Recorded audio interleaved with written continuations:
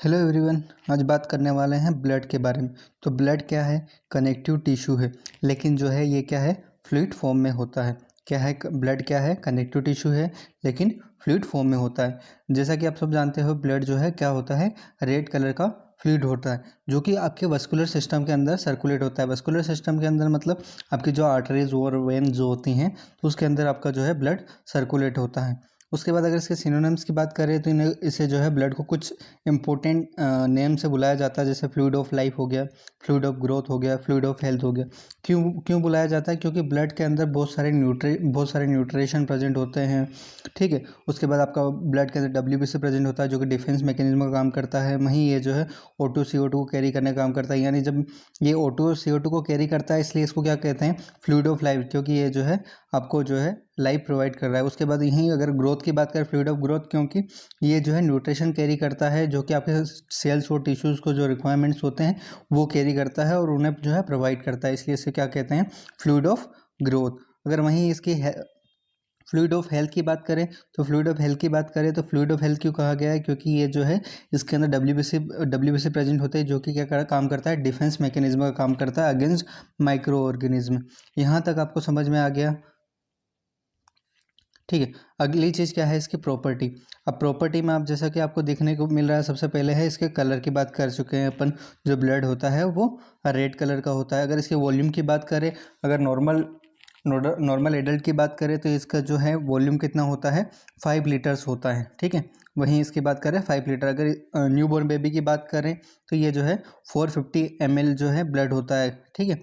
वहीं अगर इसकी बात करें, ये फीमेल्स में आपको स्लाइटली आपको लेस देखने को मिलता है। ठीक है।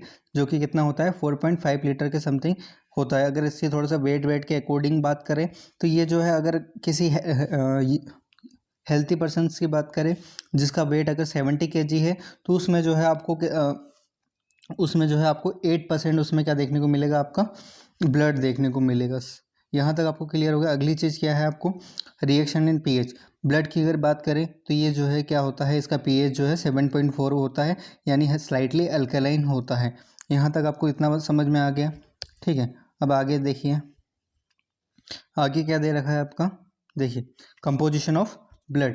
अगर कंपोजिशन ऑफ ब्लड की बात करें तो सबसे पहले आता है ब्लड सेल, उसके बाद है प्लाज्मा की बात करते हैं। ठीक। अब ब्लड सेल और प्लाज्मा। अगर ब्लड सेल की बात करें, थोड़ा सा अगर इसको डिस्क्राइब करें तो दे 3 types of blood cells present होती हैं। किसके अंदर? ब्लड के अंदर। अगर ब्लड की कंपोजिशन की बात करें तो इसके अंदर आपको जो है ब्लड सेल्स कितनी टाइप की देखने को मिलती हैं? 3 टाइप की। फर्स्ट ऑफ क्या है आपकी? Red blood cell, white blood cell और प्लेटलेट, यानी इसे हम इरिथ्रोसाइट, ल्यूकोसाइट और थ्रोम्बोसाइट भी कहते हैं। ठीक है। प्लेटलेट को हम थ्रोम्बोसाइट, वहीं वाइट ब्लड सेल को अपन क्या कहते हैं? ल्यूकोसाइट, और रेड ब्लड सेल को हम कहते हैं इरिथ्रोसाइट। ठीक है। रेड ब्लड सेल, जैसे कि इससे नाम से ही पता चला, रेड ब्लड सेल, यानी ये जो है सेल के कौन से कलर की होती हैं? रेड कलर की होती है। वहीं वाइट ब्लड सेल, यानी ये जो सेल होती है वो क्या होती है? वाइट कलर की होती है। इरेथ्रोसाइट। और अगर इरेथ्रोसाइट को समझे तो इरेथ्रो मतलब होता है रेड और साइट मतलब होता है सेल। इससे भी आपको वही चीज़ देखने को मिले। ल्यूकोसाइट की बात करें, लिको मतलब होता है वाइट और साइट मतलब होता है सेल। इतनी बात समझ में आ गई? ठीक है। अगली चीज़ क्या दे रखी है आपको? प्लाज्मा। अगर प्लाज्मा की बात करें तो प्लाज्मा आपको ब्लड के अंदर क्या देखने को मिल रहा है? स्ट्रोक कलर लिक्विड देखने को मिलता है। ठीक है। स्ट्रोक कलर्ड आपको क्या है? क्लियर लिक्विड देखने को मिलता है, जो कि ब्लड के अंदर प्रेजेंट होता है। अगर ब्लड के अंदर हम ब्लड, यानी आप जो है ये ब्लड सेल्स अगर निकाल देते हैं तो जो चीज़ बचती है वो सिर्फ क्या बचती है? प्लाज्मा। यानी अगर ब्लड की बात करें, ब्लड में से अगर अपन ये तीनों सेल्स निकाल देते हैं तो बचता क्या है आपका? प्लाज्मा, यानी लिक्विड पार्ट देखने को मिलेगा, जिसे हम कह रहे हैं क्लियर लिक्विड। ठीक है। जो जिसे हम कह रहे हैं प्लाज्मा। इतनी बात समझ में आ गई? जो कि कितना होता है कंटेंट? 91 इसके अंदर के कंटेंट की बात करें तो इसके अंदर आपको क्या देखने को मिलता है? 91 से 92% तक इसमें आपको वाटर देखने को मिलता है। वहीं 8 to 9% आपको क्या देखने को मिलेंगे? सॉलिड्स देखने को मिलेंगे। सॉलिड्स में भी बात करें तो ये जो है इसमें आपको ऑर्गेनिक और इनऑर्गेनिक सब्सटेंसेस देखने को मिलेंगे। यहाँ तक आपको क्लियर हो गया? आगे देखिए।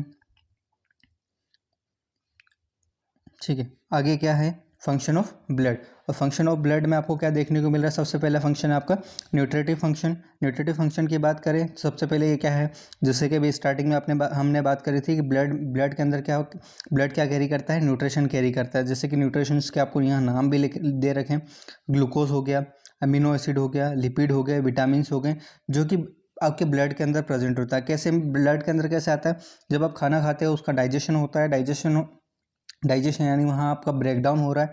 ब्रेकडाउन होने के बाद आपके स्मॉल इंटेस्टाइन और लार्ज इंटेस्टाइन के अंदर वहाँ से जो है इसका न्यूट्रिशन जो होता है, जैसे ग्लूकोज हो गया, अमीनो एसिड, वहाँ से एब्जॉर्प्शन हो जाता है वो, और सारा जितना भी न्यूट्रिशन है वो कहाँ आ जाता है, ब्लड के अंदर। जैसा कि यहाँ लिखा हुआ है, digested food are absorbed from the GI tract and carried by blood to different parts of the body, ठीक है, for growth and production of energy. समझ में आने के बाद यानी ये जो है आपके ब्लड के अंदर आता है और ब्लड आपको जो है डिफरेंट पार्ट में ले जाता है उनकी ग्रोथ के लिए, उनके प्रोडक्शन, ताकि प्रोडक्शन आपकी एनर्जी का प्रोडक्शन हो सके।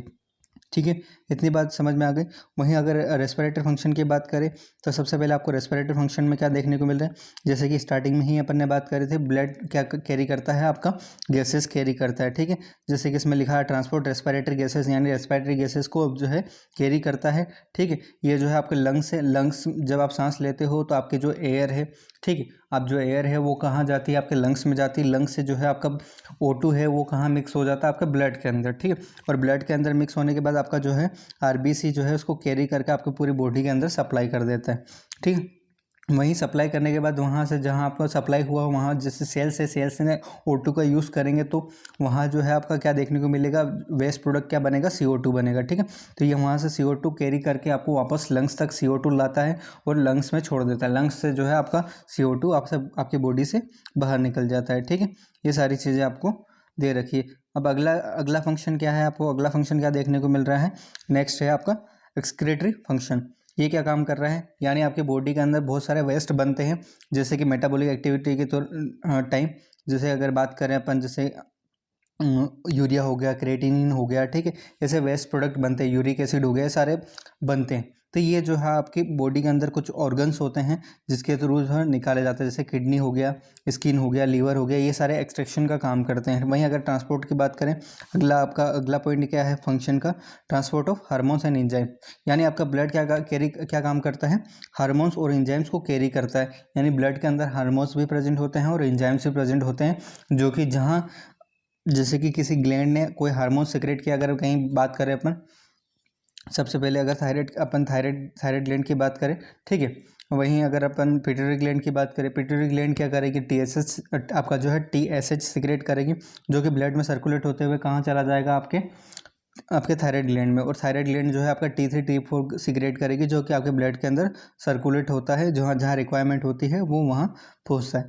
इतनी बात समझ में आ गई। इस तरह से ये जो है हार्मोन और आपका एंजाइम्स कैरी करता है ब्लड। उसके बाद वहीं अगला आपका पॉइंट क्या दे रखा है, रेगुलेशन ऑफ वाटर बैलेंस, यानी आपका ब्लड क्या काम करता है, वाटर बैलेंस का भी काम करता है, रेगुलेशन करने का काम करता है। क्यों? क्योंकि जब भी आप पानी पीते हो तो कहाँ जाता है, आपके स्टमक के अंदर जाता है, स्टमक स्मॉल इंटेस्टाइन, वहाँ से एब्जॉर्प्शन होता है और आपके ब्लड के अंदर वाटर चला जाता है। इतनी बात समझ में आए। और वाटर आपका जो है ब्लड के अंदर चला जाएगा, तो ब्लड के अंदर जाने के बाद आपका ब्लड पूरी बॉडी में सर्कुलेट होता है, तो जहाँ जहाँ वाटर की रिक्वायरमेंट होती है तो ब्लड से जो है वाटर वहाँ ब्लड से निकल कर वाटर जहाँ रिक्वायरमेंट है वहाँ पहुँच जाता है। समझ में आ गई बात। तो ये जो है वाटर रेगुलेशन की बात हो गई। ठीक है, अगला पॉइंट आपको क्या दे रखा है, regulation of acid base balance. जैसे कि बात कर रहे हैं प्लाज्मा प्रोटीन हो गया, हीमोग्लोबिन हो गया, यानी आपके ब्लड के अंदर क्या चीज़ें प्रेजेंट होती हैं, प्लाज्मा प्रोटीन प्रेजेंट होता है और हीमोग्लोबिन। प्लाज्मा प्रोटीन की बात करें जैसे एल्ब्यूमिन हो गया, ग्लोबुलिन हो गया, ठीक है, तो ये इनके बात कर रहे हैं, तो ये क्या काम करते हैं, एक्ट एज ए बफर काम करते हैं। यानी आपका मेन जो है हीमोग्लोबिन का सेकेंडरी फंक्शन क्या होता है, एक्ट एज बफर, यानी जो हीमोग्लोबिन बफर की तरह काम करता है। तो ये क्या करता है, आपको ब्लड के pH को मेंटेन करके रखता है, जैसे कि 7.4 तक मेंटेन करने का काम करता है। इतनी बात समझ में आ गई। ठीक है, अब आगे चीज़ क्या दे रखी है, रेगुलेशन ऑफ बॉडी टेम्परेचर, यानी यह देखो because of high specific heat of blood, यानी जैसे कि ब्लड की बात करें तो आपका बॉडी, क्योंकि ब्लड जो है इसकी जो हाई हीट होती है, जिसकी वजह से आपके बॉडी के अंदर जो है टेम्परेचर मेंटेन करने का काम, it is responsible maintaining the thermo regulatory mechanism of in the body. ठीक है, यानी आपके बॉडी के अंदर ये सारी चीज़ें करने का काम कर रहा है। वहीं अगर इसके जैसे कि it's balance between heat loss and heat gain in body, यानी ये जो है आपके बॉडी के अंदर क्या बैलेंस करने का काम कर रहा है, हीट लॉस और हीट गेन को जो है कंट्रोल करके रखने का काम करता है। इतनी बात आपको समझ में आ गई।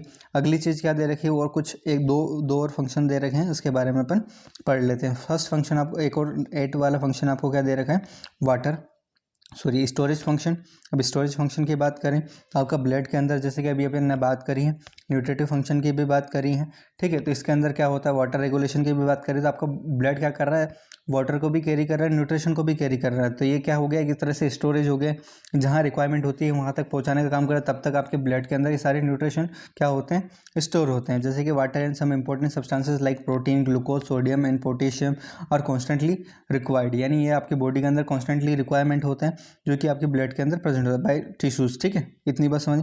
Blood serve as a readymade source of the substances, यानी ब्लड क्या करता है, रेडीमेड ऑलरेडी ब्लड के पास ये सारी चीज़ें बनी हुई बनाई आई होती है, बस ये क्या काम करता है, आपकी बॉडी को सर्व करने का काम करता है, ठीक है। This substances are taken from during the conditions like starvation, fluid loss and electrolyte, यानी ये क्या करता है, ये सारे जो है ब्लड क्या करता है, सारी चीज़ें रखता है आपके ब्लड के अंदर, ताकि जब स्टार्वेशन कंडीशन आए तो आपकी बॉडी को ये जो है सारे न्यूट्रिशन प्रोवाइड कर सके, ठीक है।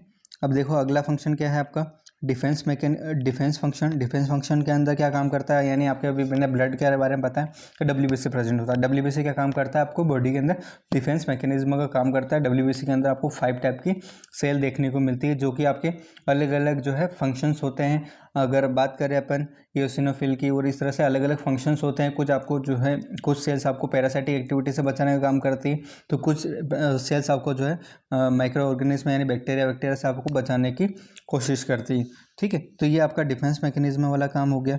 तो ये जो है आपका ब्लड यहाँ आपका ख़त्म हो गया, ठीक है। और अगर आपको ब्लड के बारे में और भी जानना होता है, जैसे आरबीसी, डब्ल्यूबीसी और प्लेटलेट के बारे में अगर आपको जानना है तो चैनल को सब्सक्राइब कर ले, ठीक है, ताकि मैं नेक्स्ट वीडियो जब भी अपलोड करूँ तो आपको नोटिफिकेशन मिल जाए। धन्यवाद।